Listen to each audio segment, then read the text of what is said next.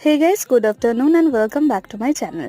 কিছুদিন আগেই গেছে শ্রাবণ মাসের দ্বিতীয় সোমবার, আর সেদিন আমি উপোস করেছিলাম বলে বাড়িতে সাবু মাখা বানিয়েছিলাম। তাই ভাবলাম রেসিপিটা তোমাদের সাথে শেয়ার করি।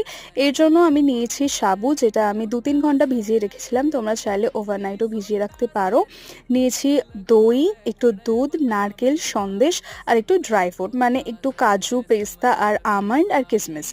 এবার বলি, আমি এতে স্বাদের জন্য একটু নুনও মিক্স করেছি আর দুধটা স্কিপ করেছি, কারণ অলরেডি এর একটু পাতলা হয়ে গিয়েছিল। তোমরা যদি আরেকটু পাতলা করতে চাও অবশ্যই দুধ দিতে পারো, আর যদি বাইন্ডিংটা একটু ভালো রাখতে চাও তাহলে কলা দিতে পারো।